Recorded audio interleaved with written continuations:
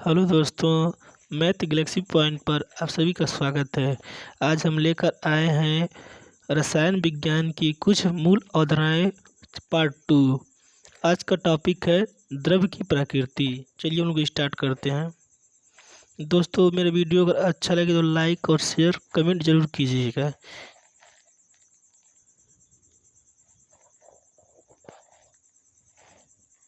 आज का टॉपिक है द्रव की प्रकृति। चलिए हम लोग देखते हैं क्या होता है। अपनी पूरे कक्षाओं में आप द्रव्य शब्द से परिचित हैं। कोई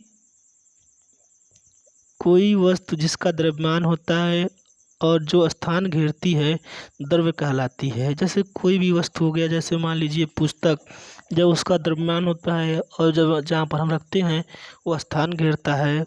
जैसे कलम हो गया, पेंसिल हो गया, जल हो गया, वायु हो गया, सभी जीव आदि द्रवों से बने होते हैं। उसे हम लोग कहते हैं द्रव्य। द्रव्य जानेंगे 3 प्रकार के होते हैं। द्रव्य द्रव्य 3 प्रकार के होते हैं।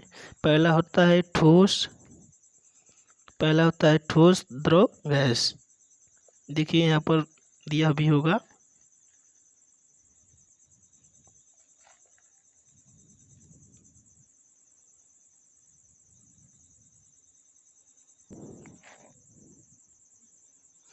देखिए यहाँ पर दिया है। आप भी जानते हैं कि द्रव्य की 3 भौतिक अवस्थाएं होते हैं। पहला होता है ठोस, दूसरा होता है द्रव और तीसरा होता है गैस। इन तीनों अवस्थाओं में द्रव्य के घटक कणों को चित्र में दर्शाया गया है। देखिए ठोस में देखिए क्या होता है। यह है ठोस, यह है द्रव, यह है गैस। चलिए हम लोग इसका परिभाषा देखते हैं क्या होता है। ठोस के कर ठोस के ठोस में ये कण एक दूसरे के बहुत पास क्रमबद्ध रूप से व्यवस्थित रहते हैं।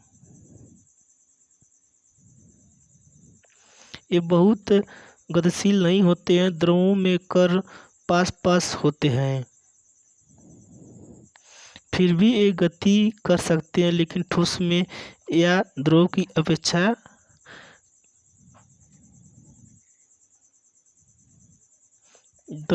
अपेक्षा गैसों से कम बहुत दूर होता है। ये बहुत आसानी तथा तेजी से गति करते हैं। कणों की इन व्यवस्थाओं के कारण द्रव्य की भी विभिन्न अवस्थाओं में निम्नलिखित अभिलक्षण होते हैं। चलिए हम लोग देखते हैं क्या होता है। ठोस का निश्चित आयतन और निश्चित आकार होता है। द्रव का निश्चित आयतन होता है परंतु आकार निश्चित नहीं होता है। वो जिस पात्र में हम रखते हैं उसी पात्र का हो जाता है। जैसे 1 लीटर पानी को अगर हम जग में रखते हैं उसकी आकार हो जाएगा। अगर हम बाल्टी में रखेंगे तो बाल्टी का आकार हो जाएगा। उसी प्रकार जिस पात्र में हम लोग रखते हैं उसी प्रकार का हो जाता है।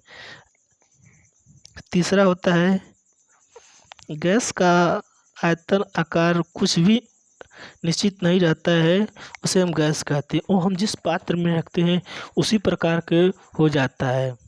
अगर हम उसको हम लोग बॉटल में रखेंगे तो बॉटल में की तरह हो जाएगा। सिलेंडर में रखेंगे तो सिलेंडर के आकार के हो जाता है। दाब और दाब दाब की परिस्थितियों के परिवर्तन द्वारा द्रव की 3 अवस्थाओं को एक दूसरे में परिवर्तित किया जा सकता है।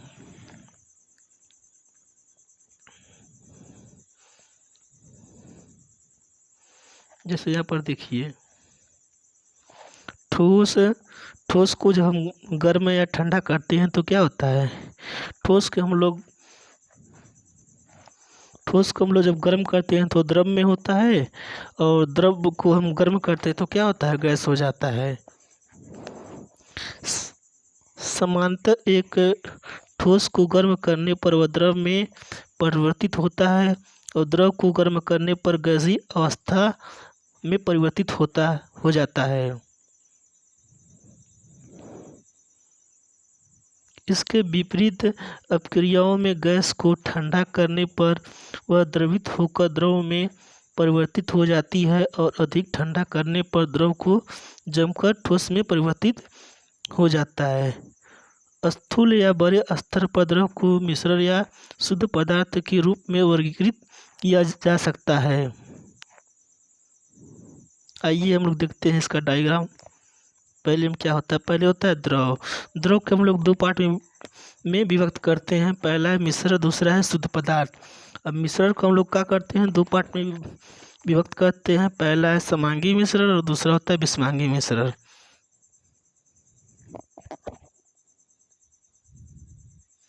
और शुद्ध पदार्थ को हम लोग दो भाग में बांटते हैं, पहला होता है तत्व, दूसरा होता है यौगिक।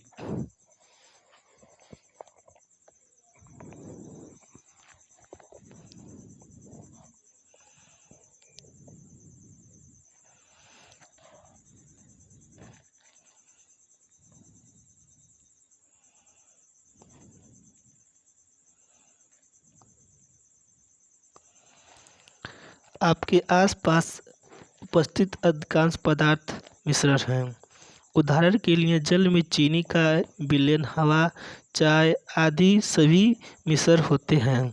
किसी मिश्रण को दो या अधिक पदार्थ अथवा घटक किसी भी अनुपात में उपस्थित हो सकते हैं।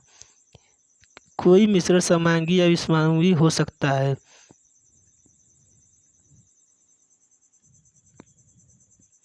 किसी समांगी मिश्रण में घटक एक दूसरे से पूर्णतः मिश्रित होते हैं।